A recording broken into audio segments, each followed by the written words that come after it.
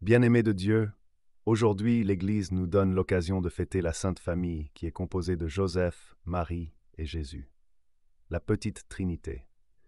Elle est le modèle de toutes les familles. Aujourd'hui, nous allons méditer sur le quotidien de nos familles à la lumière des textes du jour. Nous savons qu'avec l'ère de la mondialisation ou du modernisme, les familles sont de plus en plus fragilisées. La fragilité des couples, des divorces en progression exponentielle, le refus du mariage même civil, les cohabitations sans engagement et l'abandon de la pratique religieuse, etc. Pourtant, la famille est la première cellule de base de l'éducation chrétienne. La famille est le lieu de la transmission de la vie.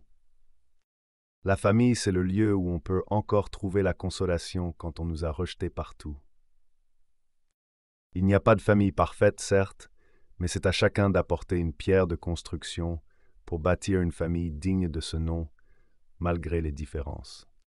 La Sainte Famille, même que nous célébrons aujourd'hui, a connu des moments de joie et de tristesse, comme toutes nos familles, et peut-être pire.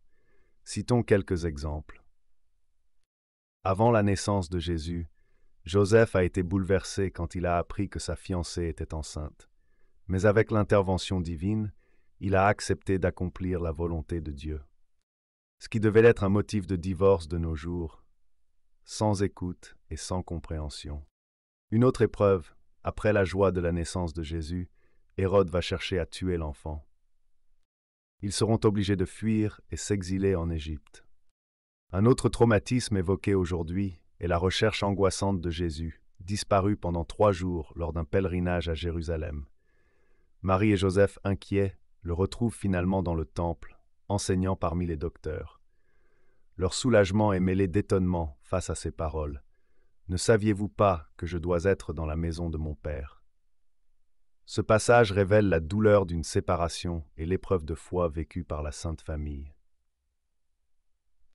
C'est une famille qui a connu des épreuves comme nous, mais qui les a transcendées parce que les membres étaient unis et ils avaient mis Dieu à la base de tout. C'est ce qui fait leur sainteté. Alors, chère famille, en particulier, parents, enfants, vous qui vous battez contre des conditions de vie difficiles telles que paix, les finances, le dialogue difficile, les conflits intergénérationnels, vous pouvez regarder la famille de Joseph et Marie. Comme toutes les familles, elle a connu les difficultés peut-être pires, mais ils sont restés unis. Elkana et Anne aussi, comme nous, la première lecture a connu des difficultés, celle de ne pas avoir d'enfants notamment.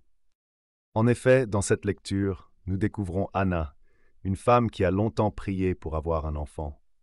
Dans sa foi et sa reconnaissance envers Dieu, elle accomplit un acte de profonde confiance. Elle consacre son fils Samuel au Seigneur en l'offrant pour servir dans le temple. Cet acte de foi illustre la place essentielle de Dieu dans la vie familiale. Que de mariages qui se détruisent encore aujourd'hui parce qu'une femme ou un homme est stérile. Beaucoup d'infidélités et des enfants hors mariage se font à cet effet, ce qui rend encore la vie difficile dans le foyer. Pire encore quand la belle famille vient se mêler en avançant des paroles démesurées aux partenaires stériles. En rejetant celle ou celui qui est infécond, c'est comme si on rejetait un aveugle, un estropié, un muet. Ce sont des handicaps, et qui rejette un faible ou le trahit à cause de son handicap, rejette Dieu. Au contraire, donnez-leur de la joie. Il ou elle est déjà assez triste de son infertilité. Pourquoi ajouter encore vos peines? Le manque d'enfants n'invalide pas un mariage, car on peut aussi être très fécond spirituellement, ou on peut adopter des enfants.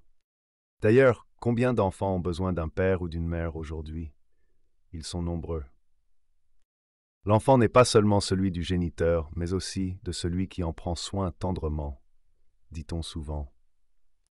Le secret d'une vie réussie en famille, c'est la prière, le dialogue et le pardon. Le manque d'un de ces 3 éléments entraîne la division et les disputes intempestives. Dieu ne met pas les saints pour s'unir. Chacun a ses défauts et ses qualités. La division arrive lorsqu'on regarde plus les défauts de l'autre que ses qualités. Dialoguez beaucoup avec vos enfants, chers parents. Inculquez-leur des des valeurs qui plaisent au Seigneur.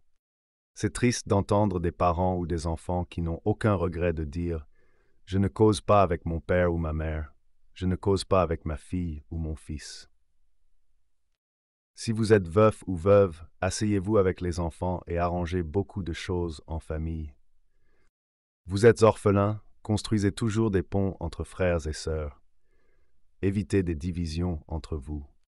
Chers enfants, aimez vos parents, écoutez-les et dialoguez avec eux même si vous ne partagez pas leur point de vue.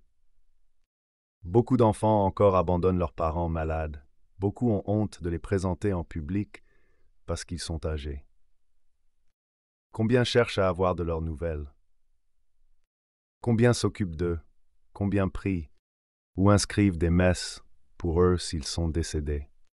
Honorer son père ou sa mère n'est pas que de l'obéissance, c'est aussi prendre soin d'eux et prier pour eux. C'est des bénédictions innombrables qu'on amasse en le faisant. À chacun donc de revoir son rôle à la lumière de cette méditation afin de bâtir des familles soudées. Car une famille soudée ouvre des portes à la richesse, à la paix et à la santé de l'âme. Mais une famille désunie tire le diable par la queue.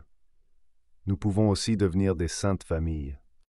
N'oublions pas ces trois éléments, la prière, le dialogue et le pardon. Bonne fête et bonne année à tous.